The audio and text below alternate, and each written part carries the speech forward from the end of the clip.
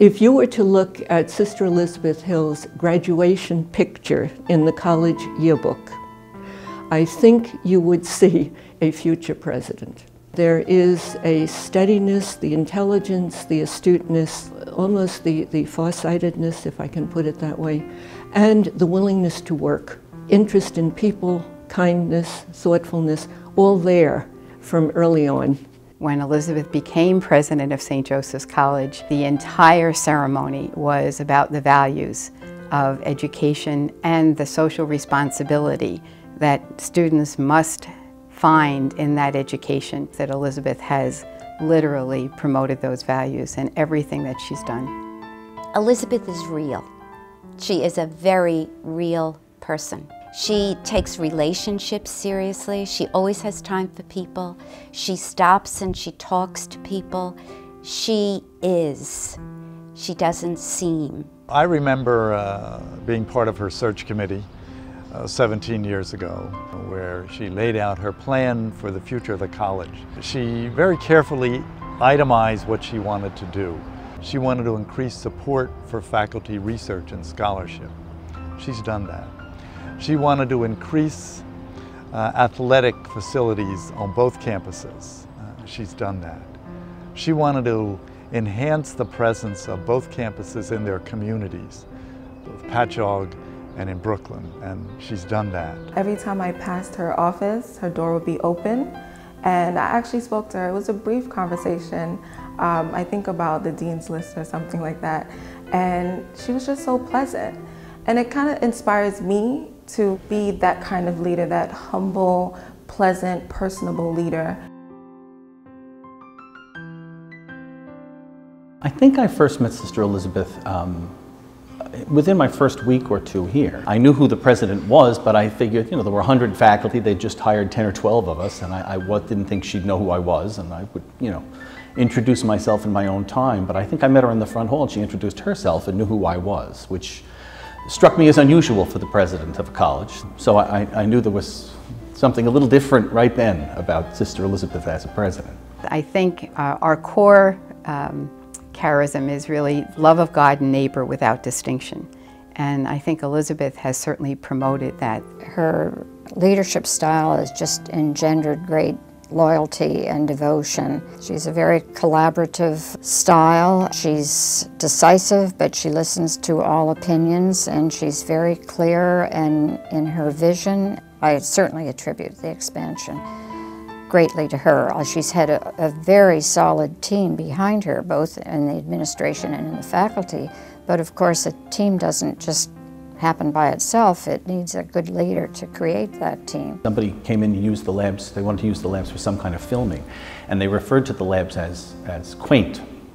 And Sister Elizabeth went to the chair at the time and said, I know that the word quaint is not something I want to hear used for my laboratories. She wanted to see that we were giving students the best cutting-edge science education we could.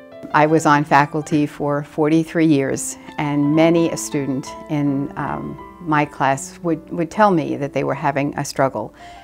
They had come perhaps on partial scholarship. Some came on full scholarship. They were working. They had multiple responsibilities at home. And if there ever was a moment they wanted to give up or felt there was not a way out, if you asked them to go see Sister Elizabeth, they would come back probably in the next class to say they were staying and they were continuing. Hurricane Sandy happened this time last year, and it was very devastating for my family. I had reached out to all of my professors here, and I had written them emails saying, listen, this is what's going on. Can I make up my work? Can we work together? And the compassion that I got, not only from the faculty here, but from the college overall, was fantastic. Nothing that I had ever expected. They offered me a scholarship. They covered the remaining portion of my tuition here, which was really helpful because I was unsure if I was going to be able to continue. I was unsure if I was going to be able to graduate on time. And it's been really just a sincere blessing, and I'm very, very appreciative for that. Sister Elizabeth Hill's motto at her inauguration as college president was continuity and change. And I believe that she has carried out that motto remarkably well over these last 17 years. The continuity is clearly there, and that has not been easy in this period of significant change in higher education. Elizabeth is on our board for a long time at the Mary Louis Academy, and she is always encouraging people to take the next step. She is always very willing to help with it, but she's very encouraging of being daring, so to speak. Sister Mary Florence would say, she uses the term, someone is steady. I always find that's a great compliment for Sister Mary Florence when she calls you steady, and I think that great steady leadership has been a real asset to the college over the last 15 years that I've been here. Obviously, there's been expansion, increase in programs, the athletic fields, the buildings and things like that, which they are symbolic and concrete examples of expansion.